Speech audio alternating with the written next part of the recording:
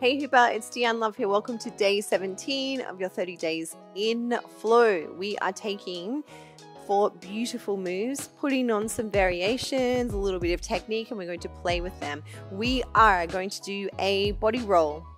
Then we're going to do a behind the back pass, a linear isolation, and then a barrel roll. They are the 4 randomly selected, but as we know, each trick has their own variation. And if you have variations, you could do this multiple ways, or you can follow along with me. In an earlier tutorial, we did our body roll variation was to roll all the way across our chest. For this one, we are going to do a 1-arm roll. So choosing an arm, in fact, try this on both sides if you can. And what you're going to do is you can decide what angle you would like to roll. Obviously, the lower your hand, the more force or more energy or more precision you're going to need to have to roll up to your shoulder. So if you can, if it feels okay for you, you want to bring your arm, your hand out in alignment with your shoulder, if you can. If you can't, you can also use the momentum of your wrist and your hoop.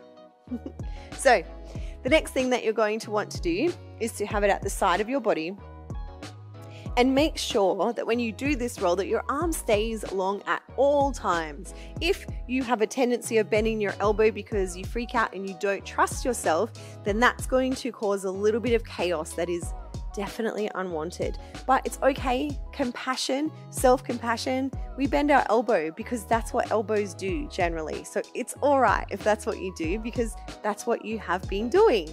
But we're going to try to use the flick of our fingers and our wrist, also beautiful joints that have amazing capabilities.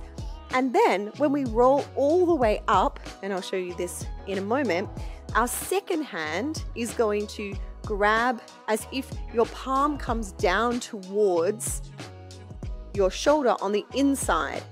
And then you're going to take your hoop over the top, and now it's in the back plane for a behind the back pass. That's a cool and fun little transition. So giving yourself a little bit of practice.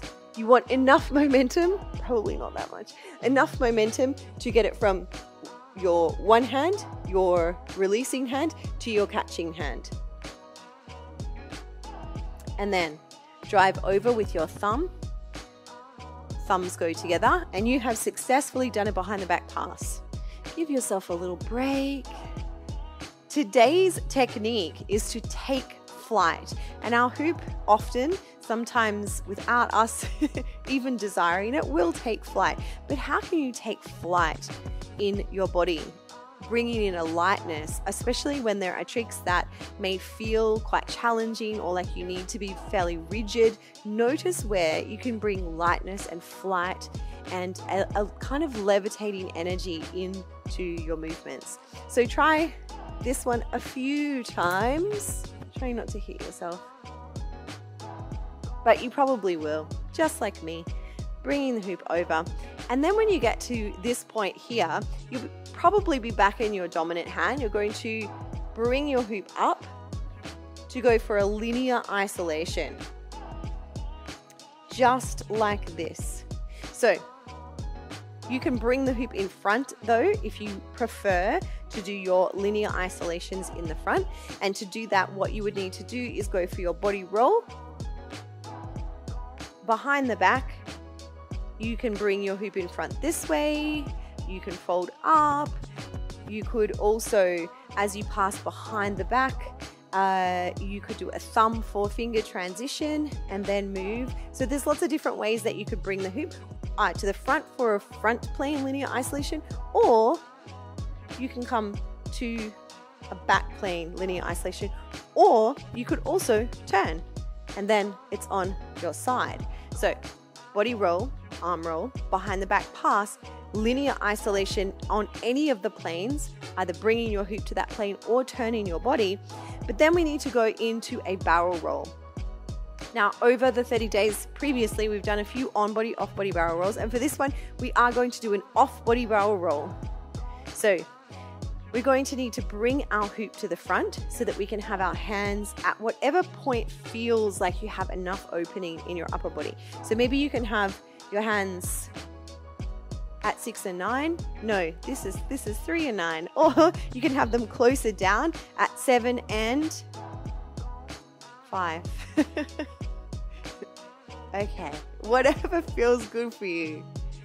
Because what you want to do is have your hands on the inside at any point on the clock, and then you're going to choose which direction you want to turn.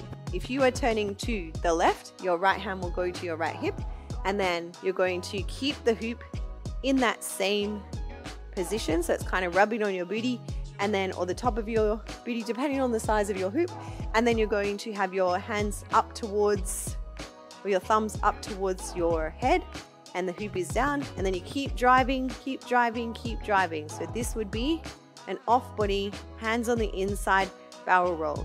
And I'm stepping around and I'm being mindful of that 360. And when I'm stepping around, I'm trying not to do this, although that could be really cool, but something completely different. So what I want to do is, if I'm going in those kind of linear style, then I want to know that my feet are facing, so your feet are facing me, and then they're facing to the quarter, and then the 180, and the third quarter, and then back to the front. Okay, taking flight, huh? So we have gone from arm roll, behind the back pass, linear isolation, hoop comes to the front. And so again, this is where you are going to probably transition. However you got your hoop to the front, reposition your hands onto the inside, and then you can go for a barrel roll. So seeing if you can smooth that out a little, pop, bring the hoop to the front. Now, I like to always have some creativity and trust in my footwork. And when I am doing this transition, yes, my hands are like, oh, how am I holding onto the hoop?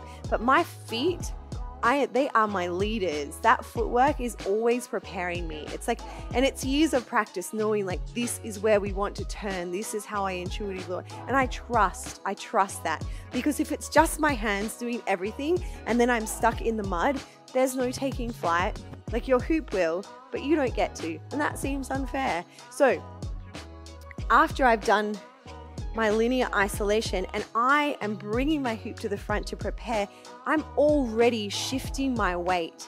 And for me, I tend to play with a few different turning foot positions, but for this one, I often bring my left leg back if I'm turning to the left, and then I can swivel and then step around. So you can play with whatever footwork you like, of course, but knowing that your footwork is going to truly unlock your flight.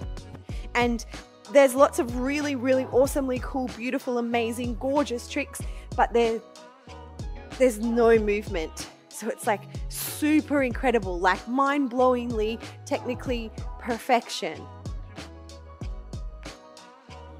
No flight.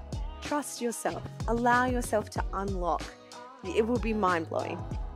Trust me. Okay, so even here, you can shift your weight. So yes, you can do a linear isolation. Awesome, amazing, love. Can you shift your weight? Shift your weight. Can you take flight?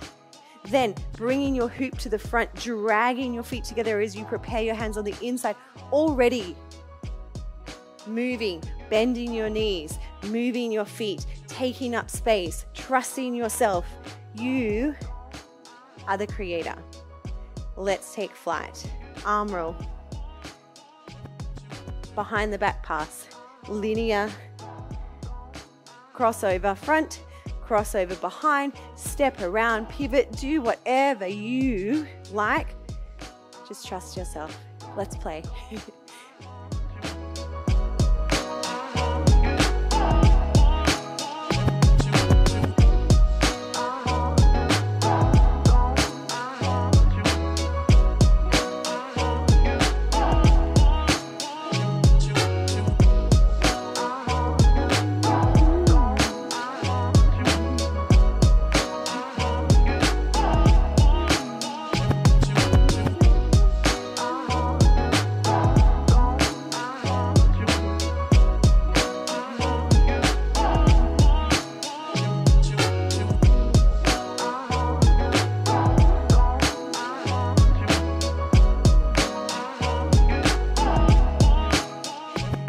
yourself as much time as you need to take flight.